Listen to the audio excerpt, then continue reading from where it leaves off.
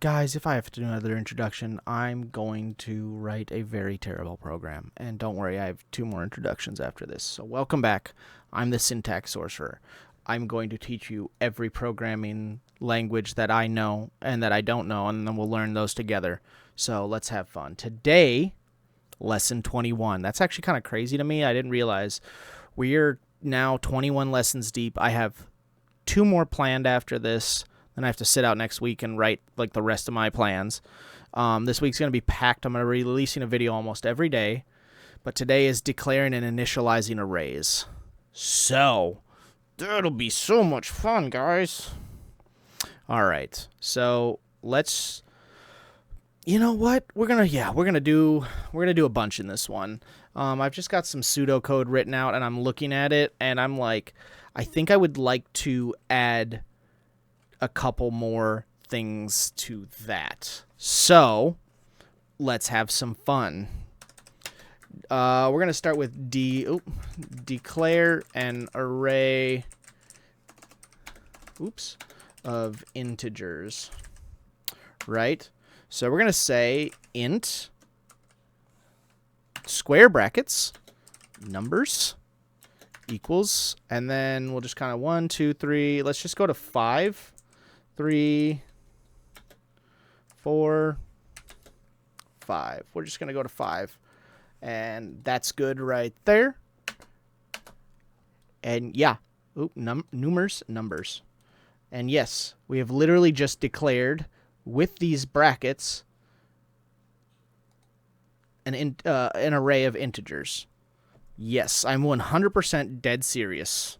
100%, because arrays were used a lot more than dictionaries and lists. Those kind of came later. If I remember my history correctly, if you're a coding history buff, don't at me, because I will fight you. And I'm a kind of a big guy. No, that's a joke, guys. I'm a freaking nerd. Just don't attack me, all right? But I'm pretty sure I'm right on that one. So now we're going to declare an array of strings. So we're going to do string. Yep, it knows. And we're going to call them fruits. And we're going to say fruits new string. You guys are like, wait, hold on a second. We didn't do this before. You're right. Apple. And then comma and brackets or quotes.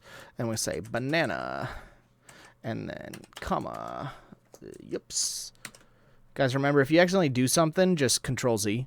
That save your life. And then mango. And then pear. We got 1, 2, 3, 4, 5. All right, perfect. We got that up there, that right there. So why is this one different? This isn't... What is this? I'll explain it afterwards. I just like teasing you guys. You're being so good right now, guys. Don't ask questions. Just relax. Declare an array of, let's do doubles. Array of doubles without initialization. Ooh, initialization. Right? And we're going to do, we did the doubles, so that's going to be, let's call it double, and then blup, and then prices. Okay? So we declare and initialize an array of integers, declare and initialize an array of strings, declare an array of doubles without initialization, and then let's make a initialize the prices array. You guys are like, wait, we're declaring here, but now we're only initializing here. I know. This is about to get crazy, guys. And I'm just like thinking, oh, perfect, yes. And then we're going to say $1.99. And then we'll say 0.99 because we're using doubles. 2.58. You're not my dad. You guys don't know what I like. 5.14. And then we're at 4 numbers, so let's do $4.99, like one of the most common, right? Just kidding. Yep, $4.99. All right, and that looks pretty good. So we now have initialized the prices array. And you guys are like, wait a second, did we declare it or not? Or did we just initialize it? Oh, that's why it gets juicy, guys. Don't worry. I'll explain it. Let's display the elements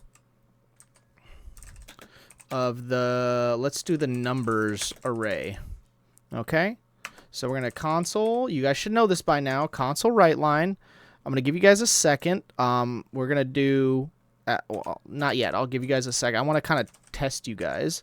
See if you can figure out some of these on your own. So we're going to do the numbers, right? We're just saying, hey, numbers. We're going to do a for each. And I want to do int num in numbers, right? You guys remember that one. Okay, perfect. All right, so with that int num in numbers, I was breathing into my mic. You didn't hear that. Console write line num. Okay, perfect, right? That's that simple. Now, I want you guys to tell me, are we going to do the same thing for string fruits, double prices? Are we? Are we? Pause. Write your code. Tell me what you think. All right. Well, since I don't need to do anything to the video, we're just going to move right on. So, you guys see we declared an array of integers, made it int array numbers, filled it with 1 through 5. We declared an array of strings, string, fruit, new string, filled it, declared and initialized it, right? I should say declare, and initialize. So you guys can look back on this in the future. When we say declare, this is declared and initialized an array of strings. And then we declare an array of doubles without initializing it, right? Double prices. This is totally fine. Now we initialize the price array and we fill it with information. Okay? I just don't want you guys to get like too confused. I'm writing it different ways so that you can see the different ways. I could, for all I give a crap, you guys could write double bracket, right? Bracket. I'm just going to kind of pseudocode this. Prices. And then you would do new double blah blah. And then you would fill it with the numbers and then end your code, right? You could technically do that. Nothing's stopping you. I'm just showing the ways that you can do things so you're not like, oh, did I do this wrong? But it prints out correctly. You're like, what's wrong? All right, moving on. Did you do the fruits? If you didn't, you're cheating. All right, anyways. Display the elements of the fruits array, right? So console dot write line. So we're gonna need to do, okay, well, let's get the quotation marks. We're gonna need to do /n because this is console write line. It's gonna print all that, or it's gonna print numbers, those. So we need to give it a new line. I'm gonna say fruits, right? Okay, and that's good there. And then we're do a for each. Yep, you're right. It's a for each. String fruits in fruits, right?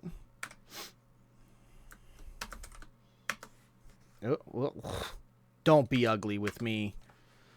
Okay. Oops. Fruit in fruits.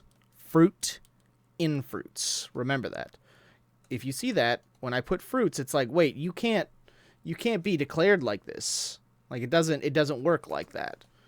Technically, that's similar to overloading, and we'll go over overloading a different time, but this is not exactly that. It's, like I said, it's similar to it. So I know there's going to be some code jockeys out there going to be, that's not overloading. I know. I said similar to. And with that, we're going to ignore them and go to console.writeLine. And then we're going to output the price. And you're like, wait, what? Wait, nope. Output the fruit. Lol. Because I skipped an entire step. Because what I want to do is then do the same thing, but output the prices array. Obviously, we've already finished writing a prices array. Why wouldn't we display the prices array? Or, well, you could say the elements in the prices array or of the prices array.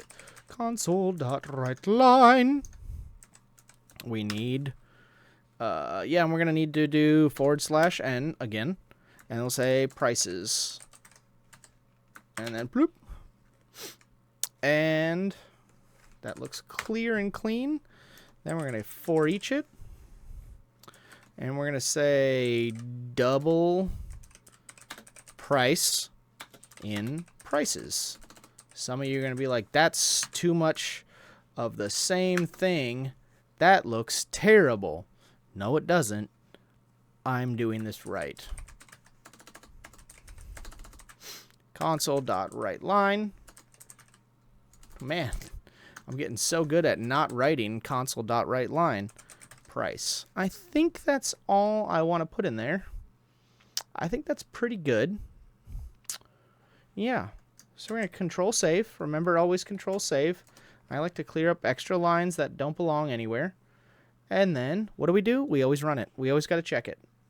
You can check it by line if you wanted to. Numbers, fruits, prices. Perfect.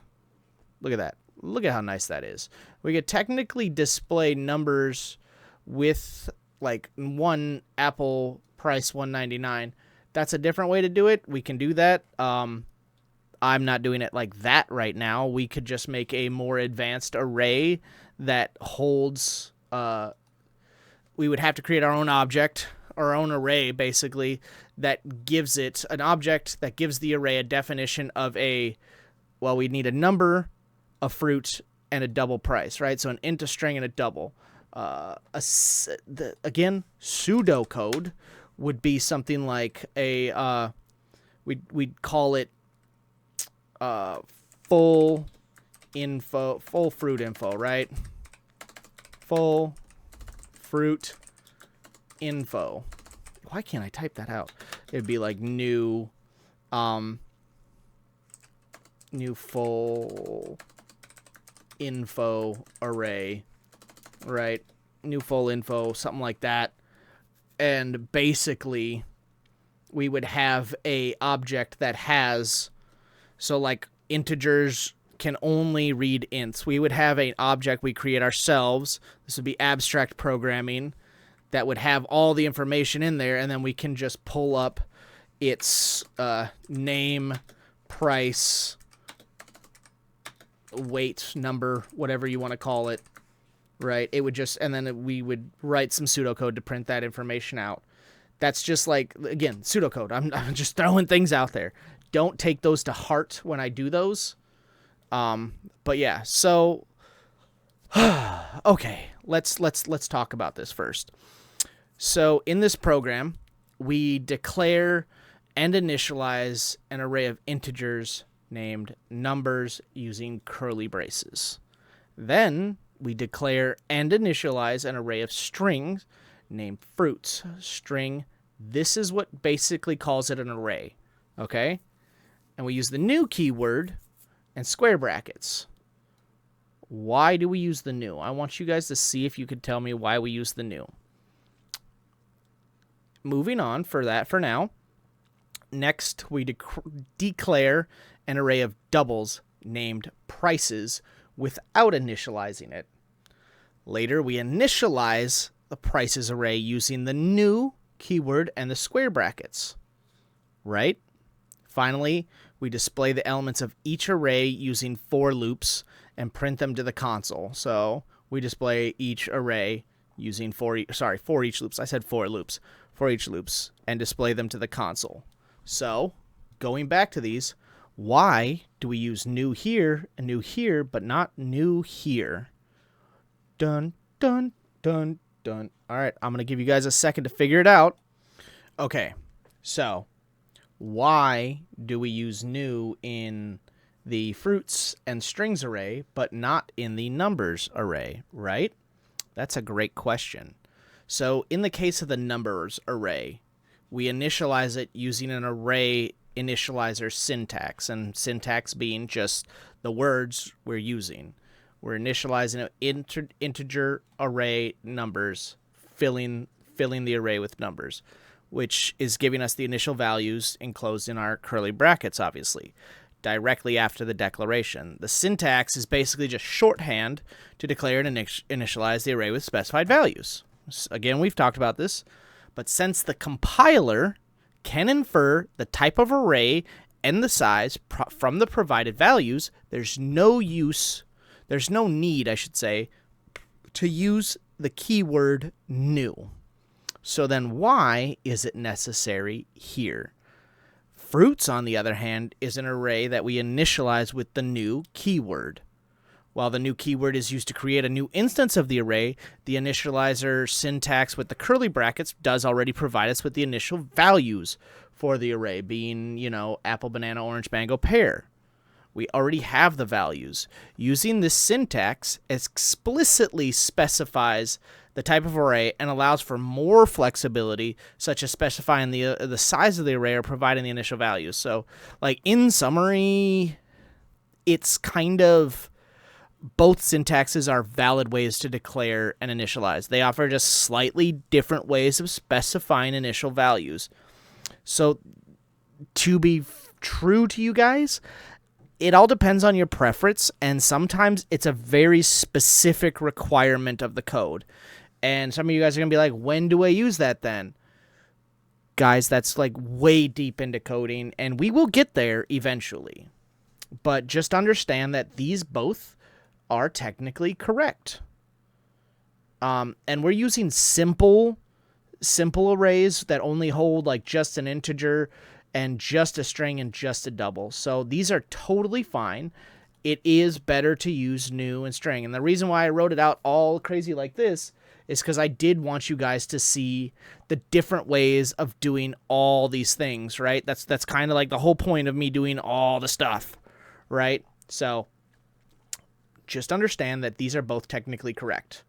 This, I think, is the more preferred way to go about it. Whether you need to initialize it with values already added in is a different story. Could depend on the work you're doing. But this, yes, this is technically the more correct way, but this is also acceptable just in different circumstances. So, with that being said, I think we are starting to understand arrays. We've done lists, we've done dictionaries. It's all probably starting to come together now, and you're starting to things are starting to fall into place. So with that being said, if you have any questions, please, I will try to answer any questions people have about programming. I'm not going to be your cheat sheet for your homework, though, so don't try to use me for that. I've already had somebody privately message me and ask me to do this, and I'm like, is this your homework, dog? And he admitted it was, and I gave him a hint, but I'm not going to be your source of answers. You do need to learn this to a degree, right? And getting the answer given to you will not teach you that. But with that being said, I hope you guys enjoy the video. Please like, share, subscribe. The super syntax sorcerer, being stupendously smart, is now getting ready for bed after 2 more videos. Love you guys. Good night.